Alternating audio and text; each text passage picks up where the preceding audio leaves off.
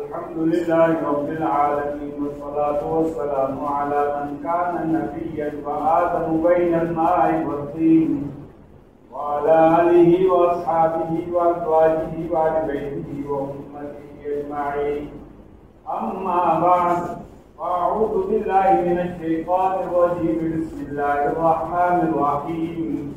يا أيها الذين آمنوا إذا نودي للصلاة من يوم الجمعة فاسعوا إلى ذكر الله وذروا البيع ذلكم خير لكم إن كنتم تعلمون.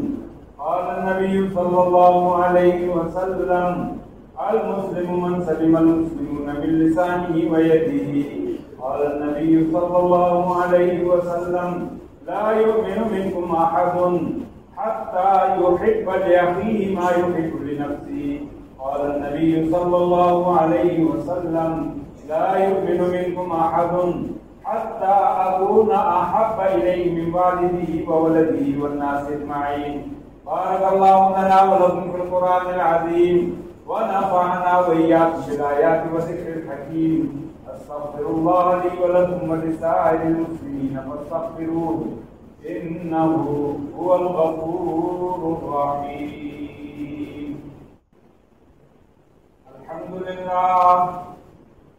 الحمد لله نحمده ونستعينه ونستغفره ونؤمن به ونتوكل عليه ونعوذ بالله من شرور أنفسنا ومن سيئات أعمالنا.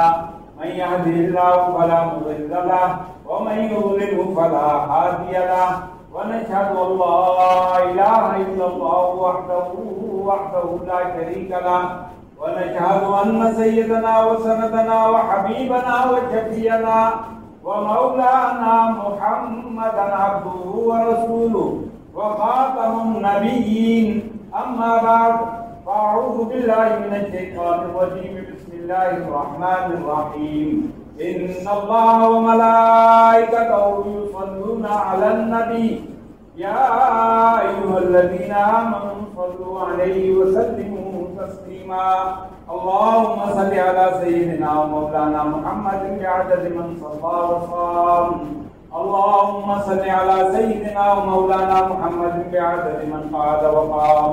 وصل على جميع الأنبياء والمرسلين وعلى ملائكتك المقربين وعلى عباد الله الصالحين، خصوصا على سيد المتقين والأبرار صاحب النبي في الغار والمزار أول الصحابة وأفضلهم بالتحقيق خليفة النبي بلا فصل إمامنا أمير المؤمنين وإمام المسلمين سيدنا أبي بكر الصديق رضي الله تعالى عنه، وعلى مزين المنبر والمحراب الزاهد الأواب الناطق بالحق والصدق والصواب الذي كان راجعه موافقا بالوحي والكتاب الشهيد المظلوم في المحراب إمامنا أمير المؤمنين وإمام المسلمين سيدنا عمر بن الخطاب رضي الله تعالى عنه، وعلى كامل الحياء والإيمان جامع آيات القرآن الشهيد المظلوم حين تلاوة الفرقان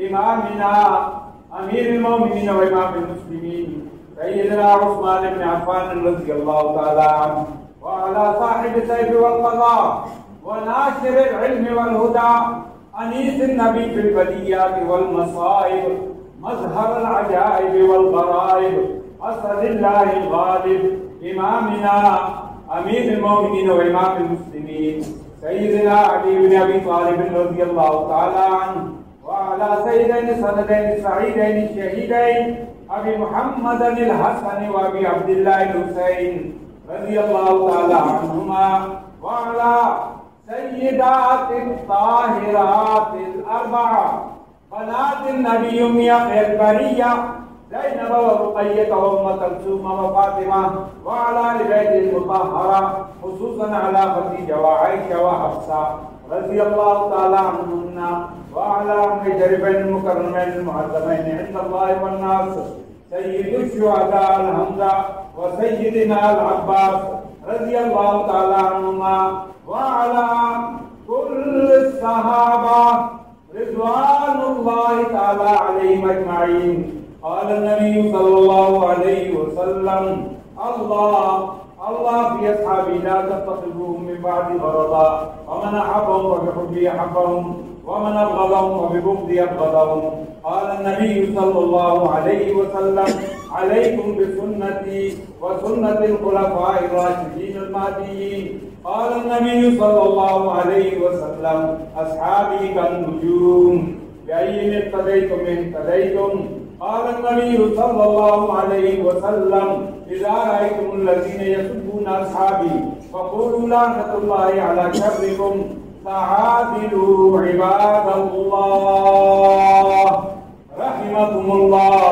إن الله يأمركم بالعدل والإحسان وإيتاء ذي القربى وينهى عن الفحشاء والمنكر والبغي يعظكم لعلكم تذكرون. اذكروا الله يذكركم وادعوه يستجب لكم ولذكر الله تعالى أعلى وأولى وأعظم وأجل وأتم وأهم وأكبر والله يعلم.